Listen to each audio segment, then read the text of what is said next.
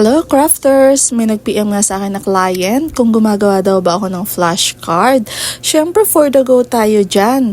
Eto na nga at natapos ko na yung pagde-design ng ating flashcard at gagamit nga ako dito ng 220 GSM na calling card para i-print ang ating mga flashcard.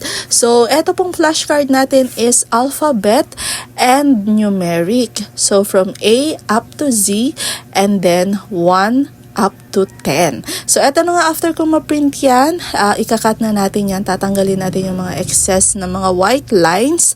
And then, after nito, ilalaminate naman natin etong ating mga flashcard gamit po ang ating laminating film na A4 size. Apat nga yung kasya natin na flashcard dito sa isang A4 size na laminating film. At eto na nga, paulit-ulit ko yung sinasalang mga 2 beses para talagang maganda yung outcome and output ng ating pagkakalaminate.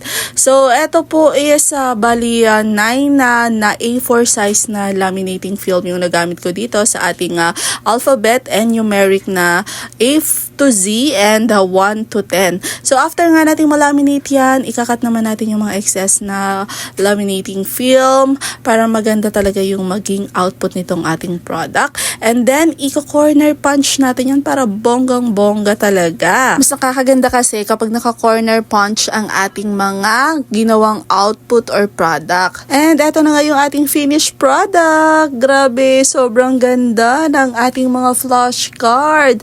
And talagang super tibay ito kasi laminated na siya. So, waterproof ito at hindi basta-basta mag-fade ang mga printout nito.